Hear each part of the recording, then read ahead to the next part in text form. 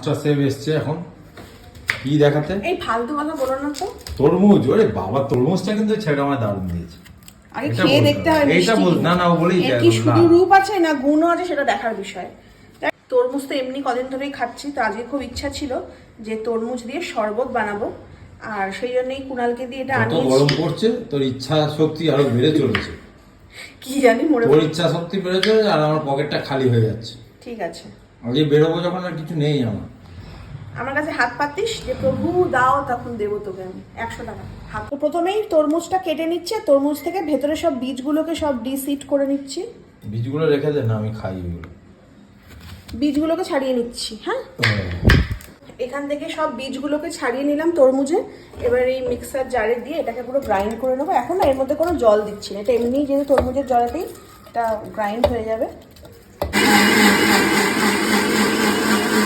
অর্ধেকটা করে নিলাম, আবার অর্ধেকটা দিয়ে দিচ্ছি। তো দেখো এটা পুরো গ্রাইন্ড হয়ে গেছে তরমুজটা, এতে কিন্তু এক ফোঁটাও জল দিইনি।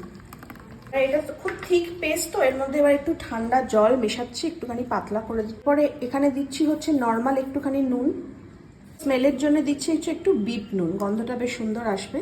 একটুখানি গোলমরিচের গুঁড়ো, ভালো করে মিক্স করে নিচ্ছি। এরপর এর মধ্যে দিচ্ছি হচ্ছে লেবুর রস।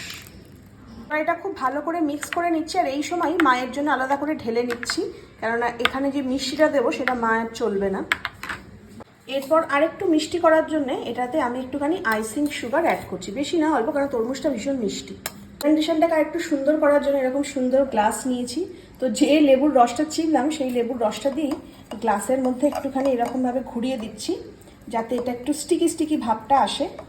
আর এখানে নিয়ে নিয়েছি হচ্ছে সল্ট বা নুন, তো তার উপরে গ্লাসটাকে এরকম ঘুরিয়ে দিচ্ছি। তো সুন্দর দেখো যেভাবে যেমন প্রেজেন্ট করে না রেস্টুরেন্টে বা বেভারেজ সেকশনে, সেরকম হয়ে গেছে। এবার এর মধ্যে আমি জুসটা ঢেলে দিচ্ছি। তো সুন্দর ডেকোরেটিভ গ্লাসে ওয়াটারমেলনটা ঢেলে দিচ্ছি। ভালো হতো যদি পুদিনা পাতা একটুখানি দিয়ে দিতাম, আর একটুখানি লেবু সার্কেল করে কেটে, আর প্রেজেন্টেশনটা সুন্দর হতো। যাকে ছেড়ে দাও, আমি আর আমার বড়ি তো খাবো, আমরা চাপোষা।